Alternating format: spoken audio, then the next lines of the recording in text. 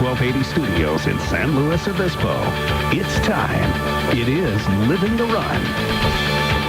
We're not just chewing the fat, we're getting rid of it. We are your home for everything health and fitness.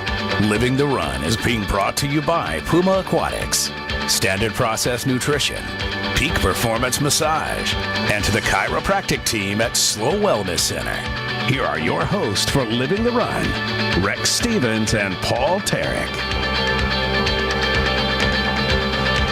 We are back on Living the Run. I'm your host, Rex Stevens. I'm in studio with producer Max Woodcock, and we're telling you a heated Paul Tarek. You are in for a pretty darn big show, but let me first introduce also in studio. She's cracking up already. We have had quite the segment before the segment of the show. Here on ESPN 1280, The Ticket. Motivational speaker, author of I'd Like to Run Wild, wellness action guide, loves laughter, loves humor, speaks all over the place, and entertains folks, motivates folks. Gene Steele, thanks for joining us. You're welcome. Is Paul Tarek on fire, or is Paul Tarek on fire today? I'm scared. If he had muscles, I'd be totally scared. I lost those a long time ago. Put those on the shelf and retired them. Well, you know, Living the Run is a health and fitness promotion show. It's we talk about everything health and fitness, and you know, one aspect, Paul, is strictly mental, spiritual health. Gene is the right person here for you when the temper gets hot. We need to simmer it down because it just isn't good physically. It's good. It isn't good. It is good every now and then to get, to experience emotional highs and lows. I don't want to be I don't want to be a stable flatline kind of guy. I don't think you're stable. I think we're okay. Wait a second. Did I say a couple weeks ago I need to stay emotionally steady? I need to flatline. I'm changing my stance. No, it's not true. Changing the guard. Hey, unbelievable. Did you see it, Paul? Did you track Dave Van Maurik?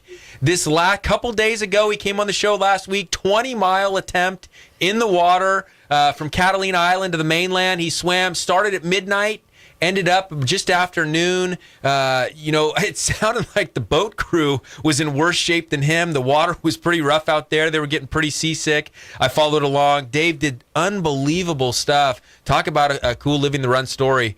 Big time, 20 miles. Paul. That's awesome, but let's get to talking about his wife. That's what I want to talk about. She is the best hygienist in town. That's what I've heard.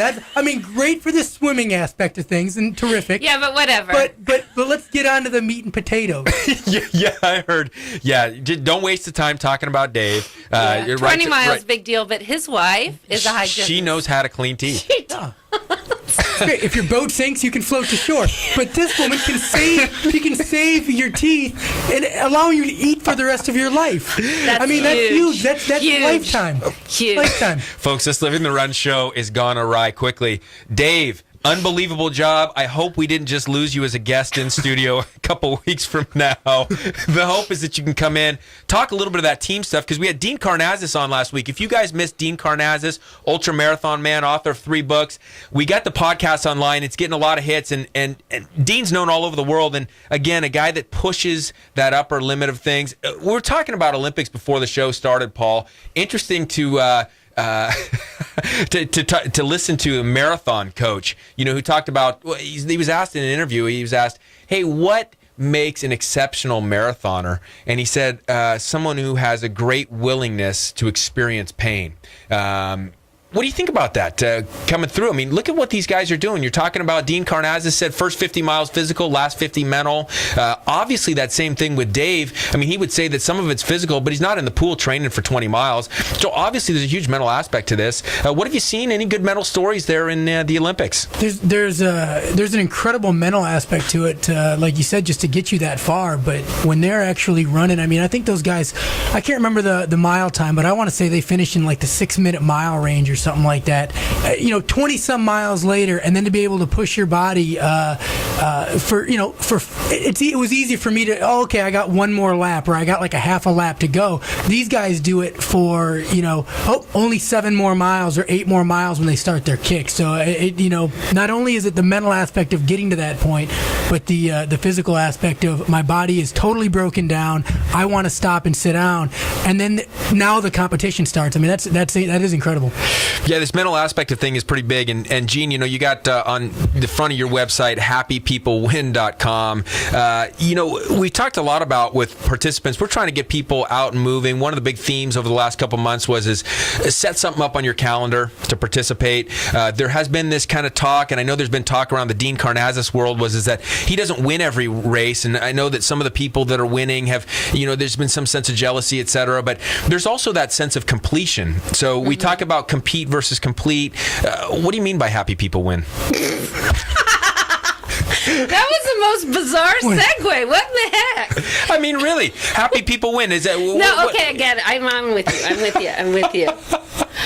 I think that, research shows overwhelmingly that people are happy who are more successful, they're healthier, they complete their goals, and in my opinion, happiness is a choice. Are they happy? Like your attitude. When you're winning, you're happy, so it depends when you're measuring that happiness. Are you going out and finding happy people who don't win anything and go, hey, how's life? And they go, it's mediocre, and then you track them and you find out they win a lot? Or do you find somebody who's pretty successful and you go, hey, what's going on? He's like, I don't know, I'm pretty happy, man. It's like, well, he must be. He's got a bunch of stuff. So the chicken or the egg? A bunch of stuff doesn't mean people are successful. I don't mean physical, material things. What I mean are accomplishments. Maybe a promotion at work that might drive somebody. Maybe they're successful in their. Maybe they're successful in their field. Maybe they have a very nice family. Are they happy first? Are they happy because of these things? I think that the most important thing of what you just said, success is completely personal. So for one person, it might be being in the Olympics. For another person, it's raising a healthy child. And so I think the first thing you have to do is define success and then define what makes you happy. Because obviously we all have different levels. I mean, we live in a town where a lot of people gauge their happiness on stuff. No. It's the happiest place in America, by the way, just in case you haven't been watching. Well, Oprah said, so it has to be true. And he says a lot of things. So I think, to me, it's about defining what success is and living your life according to your values. It's about accomplishments, and it could be different things to different people. I'm happy. I am successful in my own criteria of success. I think I have the best job in the entire world. I love every second of my job. Who can say that? That's pretty amazing. Rex says it all the time, but I know he's lying. Really? Well, it is a big aspect, and it's one of the things that we talk about a lot in wellness. We talk a lot about it in our clinic, and it's on my mind a lot because it's one of the things that's tough, Gene, is that you can measure accomplishments, in the athletic field. Hey, I used to run this fast, now I run faster. Mm-hmm. I used to run this long, now I run further. You can measure what you're doing nutritionally. Hey, I used to overeat, now I don't anymore. It's easy to put measurements to those things. It's very difficult to measure happiness. You can't put objective numbers around it. Absolutely. And as a result, oftentimes it seems as though it's either negated or discounted along the way. But it almost seems to me, and I think probably your experience too, tell me if you're wrong, it's the biggest thing. Yeah. If that mental side is where it's supposed to be, all the rest falls into play a lot easier rather than the vice versa. Hey, I exercise 7 days a week, but it's not necessarily transferring over to the happiness, yes? Yes, and I think one of the things when you develop goals, you do the SMART goals, and you need to have something tangible, something you can measure. And when people say, my goal is to be happy, I say you can't do that because you can't measure it. How do you say, okay, I'm a 7 out of 10? And so you need to define happiness. You need to have subgroups of happiness. You just can't say happy. You have to say, I will be happy if I'm making a difference in the world, whether it's global, whether it's one person. I think a perfect example is if you go watch the Special Olympics and you see that the people who were finish last place are so happy to be there. And I think that as Americans, we have a higher level of what I think to be happy in America, we have a lot of physical, tangible things that I don't necessarily think equate with happiness. And what research shows is the more money you make doesn't mean that you're any happier. Puff Daddy, more money, more problems, right? More money, more problems. Actually, you know what's funny? I kind of want to hit on this while she's talking about it. I've been to a lot of different countries. Happiest place I've ever been, the people that were the nice, Cuba. A country that should despise us for keeping them in the economic third world with our sanctions. We go down there, and these are the people that they have found the true meaning of happiness. They value personal relationships. You go down there, you develop a relationship with one of the athletes, and it's not like, hey, I'll see you at the next meet. It's like, hey, come to my house. Let's make you dinner. Let's tell us about yourself. They want to talk because they don't have the periphery of, come on in, check out my big screen TV and look at my stereo and look at my big house. They really value relationships with other people, and they're hands down the happiest country I've ever been to. Hey, you're listening to Living the Run here on ESPN 1280, The Ticket. In studio, Paul Tarek as usual, but you're in with Gene Steele, motivational speaker, talking happiness here. And I got to say this, Gene, already. Your presence just in 10 minutes has calmed Paul Tarek down tremendously. He's already talking about the most favorite people he ever competed in front of. Moving. This is good stuff. I've never seen such reversal. Will this be a success story? Are you going to use this? I'm going to change my website and say, happy people win. I can calm Paul Tarek down. I can talk him off the Lolo ledge. Talk me off the ledge. The Lolo ledge. The Lolo ledge. I'd say my favorite story so far, and I think that the guys that won the most were, we talked briefly about the Chinese hurdler that went down again. He's had two kind of disappointing finishes in the Olympics, both in 2008, 2012, and two other guys that didn't win went and got him and made sure he finished. Put him around each shoulder, walked him through the finish line, and that was a winning moment for those three guys. It was a connection between three guys that don't speak the same language, but spoke the same language in effort and success, in knowing how hard the training had been and how important it was for him to get across that line, whether he had the fastest time or not. I just got a text from one of our buddies here. Marathon men, what does he say? Marathon men, sub 5 minute mile. So I was incorrect in 6, less than 5. Sub 5 minute miles for 26 miles. It is kind of crazy. Hey, we're going to segue real quick. We got a guy coming in. We talked a little bit of whole food nutrition. I know it's something that listeners are really interested in. We have a guy that's been on the pharmaceutical side of life. He's on the whole food nutrition side of life. We're going to try to couple some of that nutrition in, kind of understanding a little bit about anti-inflammation, tie that back into happiness and thought process and how we might be able to lower inflammation so that we can maximize performance, athletic fitness, and so forth. So more from us here on Living the Run in moments.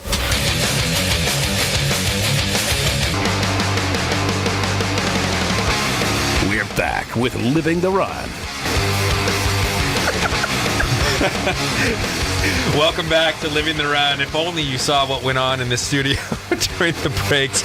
Paul Tarek is on fire, folks, today. I mean, he is absolutely on fire. And it makes me nervous for our next guest who's coming on. Again, we're trying to get repeat guests on this show, but we'll see how Gerald takes it. We're coming into studio now from up in the Bay Area. Gerald, certified nutritional consultant, but former pharmaceutical rep. He's been in both industries. He's seen how medications work. He's seen how whole food nutrition works. Gerald, thanks for joining us. Thanks for having me. Hey, Gerald, give us a quick deal on the concept real quick so that the listeners know and may be educated on the difference between whole food nutrition, or what somebody might mean when they say whole food nutritional supplements versus synthetic. Good. So in the world of nutritional supplements, a lot of them out there are made of synthetic materials. What that means is that pharmaceutical companies have actually, in a laboratory, taken coal tar or petroleum and put it through a lab to make a synthetic vitamin. So there are a lot of synthetic vitamins out there on the retail stores and online, and that right there is not necessarily whole food nutrition. That right there is really, it's known as nutraceutical therapy, and unfortunately, oftentimes you can even just say that it's over-the-counter pharmacology. You take a high-dose synthetic chemical, put that in your body, and expect a change. So naturally, a change will occur. Whole food supplements or whole food concentrates are basically foods that are left raw, intact, with all the entire nutrient complexes that the body is actually more familiar at recognizing it and can actually utilize. Because at the end of the day, we humans have been grown and, we've evolved and we've been designed to eat foods. Hey, so give me this. One of the classic things that we're seeing right now is all the advertisements on the Olympics, et cetera. We see things like the Gatorades, the sport drinks, this kind of stuff, and they're constantly giving you the rundown on how you get the electrolytes, how you get the vitamins, how you get the minerals, how you get a little bit more of this or that. Talk about what's going on in those in comparison to a whole food type of electrolyte drink. Right, exactly, yeah. And, when it comes down to anything that's purchased, we've got to always look at who's making it and for what reason. And one of the things about Gatorade, first of all, is that, it has some of the things that we need as athletes and individuals living and moving. And the first is water. Water is very important. In addition to that, there's also these, what they call electrolytes. That's in a way a fancy term for minerals. And unfortunately, there are certain things we don't need in the Gatorade that can actually work counter to, an athlete working optimally. And then the first thing is any food coloring. A lot of these food colorings are actually synthetically made. Unfortunately, they're made in laboratories from coal tar. Obviously, the body was never designed to take coal derivatives such as artificial food coloring. And so what it's going to do is it's going to attempt to excrete it out of the body. So what does that mean? It means our livers and our kidneys actually have to work harder than if we just drink water and brought in minerals through green leafy vegetables. So at the end of the day, we do definitely need minerals.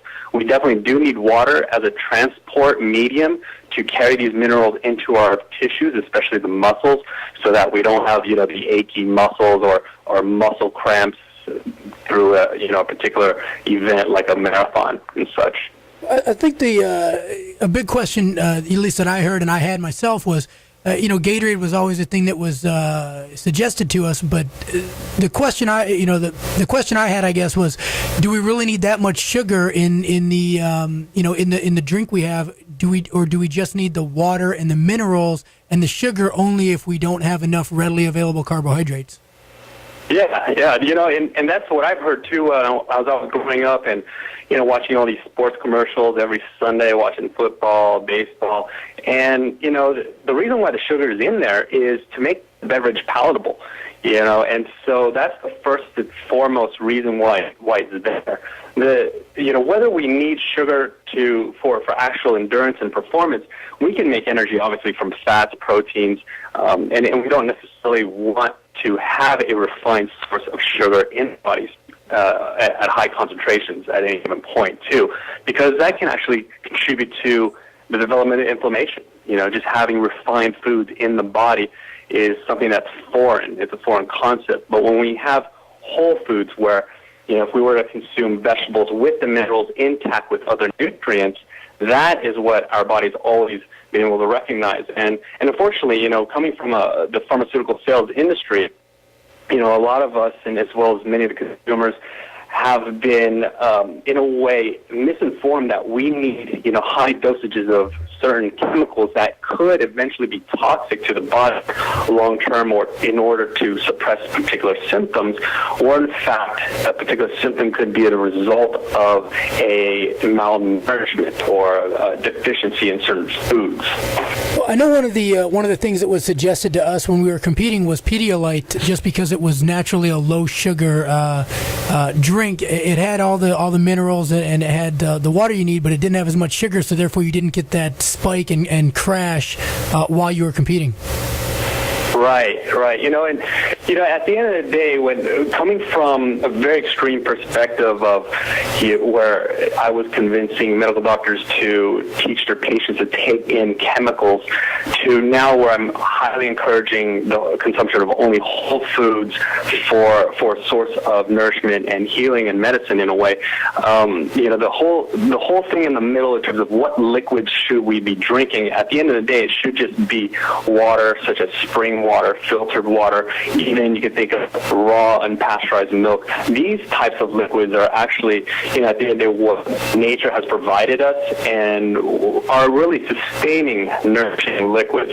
In terms of, if we were to compare various, commercially produced liquids for specific performance, that everyone's going to try to put a product, especially if it's been, manufactured and there's certain devices that go into it. But unfortunately, those are very much designed to create impressions on people so they can choose one product over another. And at the end of the day, water and the minerals are the two most important parts of what people should be looking for in something to nourish the muscles, especially during an endurance-based type of activity. Hey, Gerald, give us a quick home recipe then. A lot of times people don't want to buy products. They want to be able to do something at home, create something of an electrolyte drink, something that has that balance that you're talking about. Even in this world of coconut water, that thing's getting a little bit crazy too. Everybody's making a new coconut water, and that's the big thing, Because Ferran promoted that on Living the Run. He promoted coconut water. Now everybody wants coconut water, Rex. Yeah, Ryan Ferran, he is a big name. But anyway, let's... you know what I mean? It's going there. So give us a kitchen recipe, something at home, something we can take from our own garden, something that we can take from the farmer's market, put together. Excellent. And, it's amazing because a lot of people are asking me as a certified nutritional consultant, what is the best coconut water brand out there? And my answer is always the best coconut water brand is the one that you actually directly extract from the coconut itself. So ultimately, nature provides what's best for us. And unfortunately, what you see in a lot of these packaged boxes of coconut water, you'll actually find that, on the label, you'll see it's been gently pasteurized, which in a way is a misnomer because as soon as something is pasteurized, it's exposed to high heat over a period of time, which does also lead to the destruction of certain nutrients. So for your listeners, the best is to go and find their own raw coconuts out there, cut them open, and make that actual coconut water, which has some sugar, it has a lot of minerals, and that's going to be great for the body. And then I would even go to the extent of juicing various vegetables, because vegetables, especially organically grown or those that have been purchased at the farmer's market, those are phenomenal sources of other minerals that again feed your muscles, like potassium, calcium, magnesium. So I would look to juice vegetables like kale, any of the cruciferous vegetables, any vegetables that are very stocky, very strong, like celery. So anything with a strong stalk are going to be high in minerals. And juice those, mix that in with your coconut water, and that would make the best, I guess you could say, sports drink in my world. You listen to Gerald Rolise from Certified Nutritional Consultant up in the Bay Area. We're talking about electrolyte drinks and some of those things. The other thing we want to hit on with you real quick is in the world of the Olympics, in the world of working out, a lot of times people hurt. Muscles ache, joints ache. And obviously the first thing it seems like almost everybody goes to is either the non-steroidal anti-inflammatories or the NSAIDs, your ibuprofens, your Advils, etc., or they're going to the acetaminophen, the Tylenol. In your experience as a pharmaceutical rep, et cetera, and now into the whole food world, what are we seeing side effects long-term from some of these anti-inflammatories? What may be better choices in the whole food supplement world to help us out there? Yeah, great question. Oftentimes patients will be given a recommendation to take a certain drug when they're in pain, when they have inflammation. And the ones you mentioned, the NSAIDs, the non-steroidal anti-inflammatory drugs, as well as ibuprofen. What's not being told about these drugs, these chemicals, is that there are side effects, and there are many that can be short-term and there can be long-term. Oftentimes, we think about side effects as something immediately occurring after we take a drug. However, a lot of the side effects can actually develop over time and then actually lead to, in some situations, drug-induced diseases. So if you were to Google that, you can find that easily on the web. Now, for the ibuprofen and the NSAIDs, also commonly put in a class known as the COX-2 inhibitors, one of the common side effects are GI bleeding, ulcerations, and there are many other lists of side effects that can actually occur. So the first thing that I want your listeners to just always be aware of is that every drug has side effects. There is no drug out there that is free of side effects other than the placebo, which is a sugar pill. Now, the other alternative, because many of your athletes are very intelligent and want to definitely find the best alternative, the best foods that actually help with inflammation, or in a way you can say are anti-inflammatory, are foods such as like turmeric, cumin, even ginger. Ginger is anti-inflammatory. There's certain herbs like the boswellia, even the celery seeds. So, we don't really find celery seed out there. We find celery. So that, in a way, will help decrease inflammation. And then really what you want to think about are oils, any type of oils that are cold-pressed, unrefined. So when we hear about tuna oil, it's anti-inflammatory. There's also wheat germ oil. There's black currant seed oil, chlorophyll oil. All these oils are actually anti-inflammatory for us because they help to decrease histamine as well as leukotrienes. And those two are the buzzwords. The histamines and the leukotrienes are the inflammatory mediators that create the swelling, and certainly these foods can help decrease them. Now, there are also other things that can be used, such as proteolytic enzymes. Typically, you will find those in a whole food concentrate, but proteolytic enzymes help to go and clean up the debris. So there are many great alternatives for when an athlete runs into an inflammatory situation, and you don't always have to turn to the drug. Just because it's available over the counter, it also doesn't always mean it's the safest option, so just keep that in mind. Hey, awesome stuff, Gerald. We appreciate it very much. This is great information for our listeners. Again, things to help them heal, to make things better, both in recovery as well as when they're out there participating. Again, thanks for your time. We hope to have you again, maybe 6 to 8 weeks. Again, representing Standard Process. I love your little quote there, let food be thy medicine, or medicine be thy food. Good stuff. Thanks again for joining us. Thanks a lot, Rex. Good stuff, Paul. What do you think? Were you, I see you drinking an electrolyte drink of your own there. This is my one Coke in 2 weeks. Right here, buddy. 1 in 2 weeks? Did you mix any coconut water? Has Coca-Cola got a coconut flavor? Yeah, that's what it's. Yeah. No, this is Coca. Yeah, Coca. Yeah, that's it. Remember they brought out the cherry, then they went to the vanilla, and now no coconut. I don't drink Coke enough to know that, so I wouldn't. Coconut is next, yes? I hope not. We talk a little bit more happiness, a little bit more laughter. We can get Paul Tarek going again in studio with Gene Steele. Max is hanging in there. Producer Max Woodcock hanging in there. More from Living the Run in moments.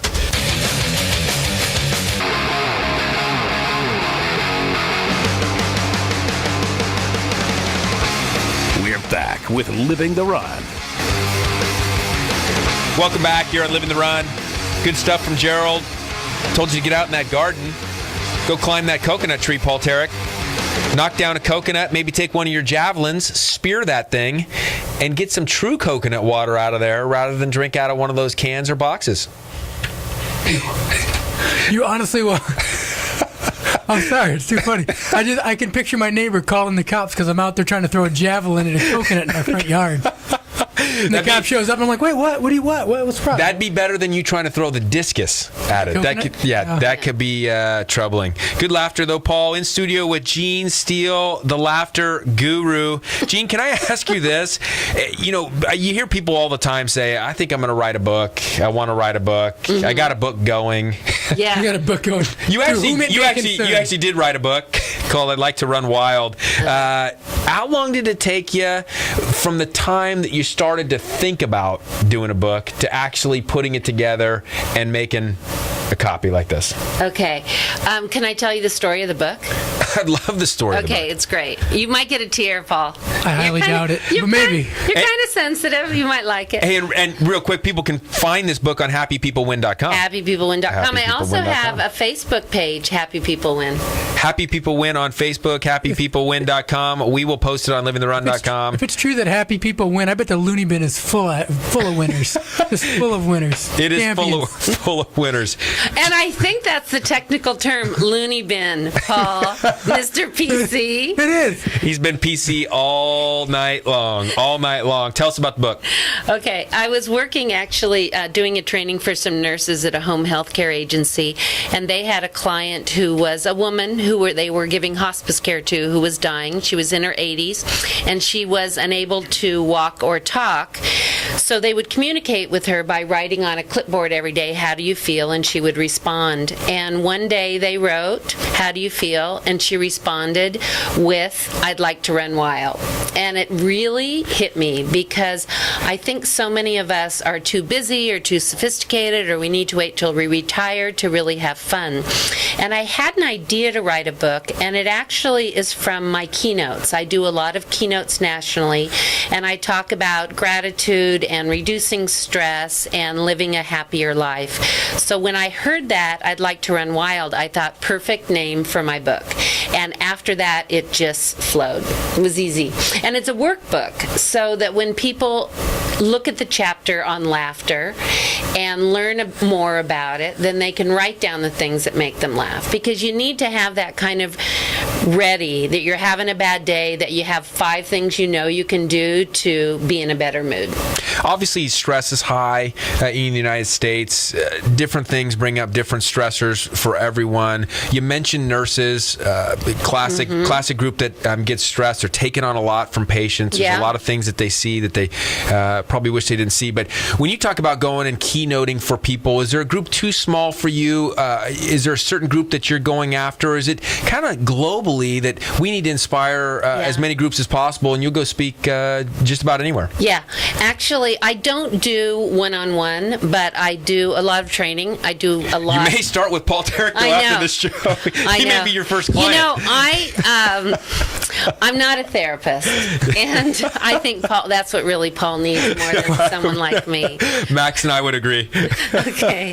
When I go to work tomorrow, they're not going to let me. They're not going to let me anywhere near the building. Be like, we need to talk. Yeah, exactly.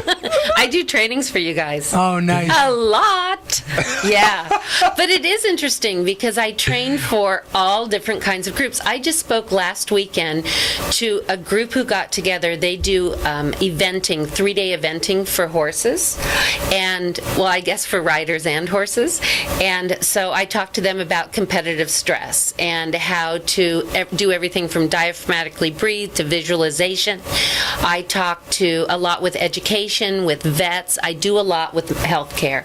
I did, yesterday I did a training for people who run the children's services for public health in Santa Barbara. And I have the best job, I told you. Except maybe working with Paul might be better. I'm just saying. I was going to say, let's get that out there, you know. It would be cool. You know, we had a guy come on, a neurologist come on a couple months ago, and he was talking about the art of individualized treatment and how he thought that was something that was super important that kind of gets missed, where we just kind of generically throw out these suggestions and kind of lump everybody together. When you're talking to people and you start to talk about what you just talked about, visualization, diaphragmatic breathing, laughter, etc., what are you letting people know? Because obviously some of that's going to resonate with people differently at different times. How do they take, as they read your book or they listen to you speak, do you have them kind of search for one thing and just kind of go with it? Or, how does that whole thing go? Because you're obviously offering up a lot of stuff. That's a good your book point. offers up a lot of stuff. That's a good point. I was doing a training with a group in Sacramento, and it turns out it was all men. And when I pulled up, in the back of their trucks, they weren't work trucks, they were their personal trucks, they had gun racks. So when I went in, I go, "What's with the gun racks?" They go, "Oh, pheasants fly over here all the time." So we go out, and I went, whoa. So when I started talking about wellness, and I said it's a holistic approach to health, they freaked. I could tell that they are thinking, holistic, what in the heck? So I kind of played with it, and I said, I'm going to suggest we pipe Yanni all the time over the loudspeaker. I think that we should have tofu in the machines. And I said, right now, can we have a group hug? And they're freaking out. And I went, you guys, I'm just kidding. You need to take what works for you, because Everybody, it's different. But I have to say, things like diaphragmatic breathing, I used to teach it with anger management, people who were on parole. And it was a different kind of crowd, but diaphragmatic breathing reduces your stress, and it's portable, and everybody could do it at any time. So a lot of the things are transferable, but again, I took a meditation class in grad school, and I learned how to do it. It's not totally my thing. I would rather go out, sit in nature, and breathe. So it's whatever works for you. I'm going to get this out there, and I'm not a doctor, so this is, take it for what you will. I wouldn't mess with people who have gun racks in their truck. It's kind of it's one of the mottos that I live by, actually. Really? Yeah, don't mess with a guy with a gun rack. The more risky the situation, the more I enjoy it. Because you know why? If he's got a gun rack, he probably has guns to necessitate that gun rack. They had guns and gun racks. Yeah, see, I wouldn't have messed with those guys. I'm a risk taker. I wouldn't have yannied those guys. Yanni, tofu, and a group hug. I know. Wow. Risky, Paul. Know. Risky stuff. So I think you're totally right. There's a lot to be said for for being happy. I think what it is really bringing you back to kind of keeping people grounded and bringing them back to what's really important. Mm-hmm. But let's take a snapshot of the world today. You got people who are angry, who are mad. They're rushing everywhere. How do they start? I mean, it's not just going to go, I'm going to take this pill, wake up, feel better, because that's what everybody wants. They want that magic blue pill, and they want to feel better, and they want their problems to be solved. But that's temporary solution. Where do they go? I think my big thing, well, first of all, I want to preface it with, I was raised in Africa, in Ethiopia. When we moved there, the kids on our street, they didn't live on our street. They would play soccer on our street with a blown-up cow bladder as their ball. I saw at a very young age how different Americans live, and these kids were having, like you said with the Cubans, they were having a blast. I think the biggest thing I remind people is put your life in perspective. I was sharing yesterday that I have an acquaintance who was telling me that his Beamer was keyed, and he goes, you buy a car for $100,000 and it was keyed, and I went, you have a $100,000 Beamer? He goes, that's not my point. And I said, okay, put this in perspective. You have a $100,000 car. You make poor financial decisions. Sorry, it was keyed, probably on purpose, that one I said in my head. But the reality is, when we complain about gas prices, it's horrible, but we have cars. Yeah. We really need, when we say we're starving, we're not starving. We're hungry. And I think perspective is really important. Tomorrow on my Facebook page, I already scheduled a picture of a little girl, maybe 3. She doesn't have any arms, and she is drawing with the pencil in her mouth. To me, that is total perspective. To stop complaining that, I can't believe I'm at Vaughn's. I saw a woman having a meltdown because they were out of this thing that was on sale. And I said, put this in perspective. And I wish I could tell you she turned and looked at me and said, thank you for that. But she gave me the total stink eye. She probably turned and said something to you. She did. She gave me the stink eye, but I don't care. The reality is, you know what? I'm not minimizing anything anybody's going through that's hard, but we have it pretty good here. You listen to Living the Run on ESPN Radio 1280, The Ticket. You're listening to Gene Steele. You can find her on happypeoplewin.com. Your Facebook stuff is awesome. I just want to say this. I talked to a guy today, Rick from Tennis Warehouse, and we were talking about different physical things you could do, running and biking, so forth, and we got into kind of the spiritual, mental side of stuff there. And I thought you just hit on a key point when you said, I don't do that very well. We talked about the same thing. He says, that whole kind of meditation thing, I don't do it that well. But it's not the only way. No. And I think people need to kind of get that under grasp to say, hey, there's multiple ways to get this, but that it is important to get that aspect. Yeah, what works for you. What works for you. And, it is, again, it's not measurable. And I think that's a hard thing. And we talk about, putting stuff on the calendar. What's the one tip real quick before we go to break that you can get to people? Because we tell people, hey, get a race on the calendar. It's simple. That'll get you off your butt. You got a 5K in 2 months. You're going to start running. What's something that somebody could do tomorrow that would make a difference in the way that they think about what you were saying, their situation, and put things into perspective? Well, I'll tell you one thing I do, speaking about putting on calendar. I put myself on my calendar, not for just for Jean time. Because I think we're so busy, we have so much going on, that we tend to put ourselves at the bottom of our to-do list. Or as I was speaking at a nursing conference, they told me, we're not on our to-do list. And I think blocking out time for yourself, and whether you take a yoga class or meditate or run or spend time with friends or watch something that makes you laugh. I'm a big advocate of YouTube breaks, even in the workplace. And what research shows is taking 5 minutes to watch something and laugh or cry will make you more productive, and you'll have a better day. Great stuff from Jean Steele. More on Living the Run in moments.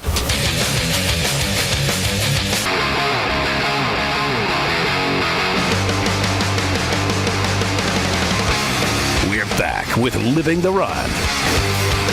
Welcome back. Great show. I'm telling you, Max, we got to have to make a pitch to get maybe 2 hours on this show. We're running out of time. These shows are going way too darn fast. Paul Tarrick's eyes just got big, but the smile came back quick, too. Jean Steele's been in the studio. Jean, thanks for coming to you. Again, her book, I'd Like to Run Wild, phenomenal book. You can get it on happypeoplewin.com. You can find that on Facebook, too. You know, again, this show, looking for opportunities to raise the bar in health and fitness, and clearly it's got to come on the mental side of things, too, the spiritual side of things, too. A couple things to leave us with. Oh my God! You're A laugh. Okay, Great. that's it. That's all we to needed. Say, my life has been changed in a dramatic way listening to Pastor Paul. Is that what he's called? Pastor Paul, I think so. You know what? Sure. I think my biggest thing is to live recognizing life is short. And it's not a depressing way to live. It's just acknowledging that life is good. We're going to make the best of it. We don't know how long we have. And have fun. Pretty good, Paul. I don't know if I can top that. I'll take a swing at it, but I don't know if I can top that. Let's hear the Tao of Paul. Paul, are you having fun? Yeah, I'm having a good time. I think she's right. You know? Tips and takeaways, Paul. Tips and takeaways. Tips and takeaways? Yeah, give us something. Do without. Go without. Don't always feel like your family has to have something. Like you have to have something. You should feel like when you were like 9 and your dad wouldn't buy you something. You know, you should feel like that sometimes. We were happier then. Ooh. Jean had a great point, you know, putting yourself on the calendar. I think it's just something that tends not to happen. We often look and say, you know, probably the thing I hear the most, Paul, is I don't have enough time. Mm-hmm. There's not enough time. But there is time if your name's on the calendar. Mm-hmm. If the name's on the calendar, you got a shot. It's good stuff. And I think that it's an aspect of this whole thing. You know, you see people come in and they're walking around. They say they've changed their diet. They say they're exercising, but they're dragging, Gene. And I think, again, this is people need to get out and be in an environment around people positive. I mean, heck, your Facebook kicks butt. I love your Facebook. Thank you. You know, you go on there, and I've never been on there and didn't laugh. There's always stuff, but at the same time, there's always that picture or something that kind of tugs at you too and says, hey, I think I can do more, or I do need to put my complaints in perspective, put them on the back burner and go. I think people have to change their programming. You know, you can buy a new TV set, get a new entertainment center, but if the programming's crappy, it's always going to be crappy. Whoa. Can I get a copy of that? Not to be used without the express written permission of Paul Tarrick. Gene, any chance that you'll come back on with us? I would love to. I'd love to hang out with you guys. I feel more intelligent, more balanced as a result of this hour. Do you have a coconut tree in your backyard? I'm going to get one and a javelin. Hello. Good stuff from Gerald. Well, I already have a javelin. Duh, who doesn't? But a coconut tree.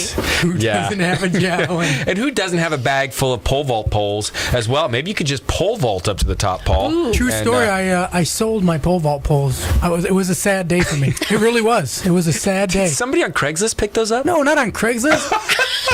Like I'm gonna sell. People show up at my house. What is this? What is this thing? It is so funny. I shall have this. I mean, no, I don't. I didn't want to list it on Craigslist and deal with the debacle and carnival of people that would show up looking at me. Hey, I'm excited to read Gene's book. I'm going to start this thing tonight. I'd like to run wild. Again, Gene, I went there today. I go there every Wednesday. It's part of my routine. Jaffa Cafe. We got a gift card for you to our favorite Jaffa Cafe. And talk about a guy who does it at the right level and puts things in perspective. Adnan over there at Jaffa in St. Louis. Great stuff. Yay. Hey, next week, Dr. Michael Hall out of Dallas, Texas, talking functional neurology on running, brain performance, etc. As always, join us next week where we live healthy, we live bold, we live the run.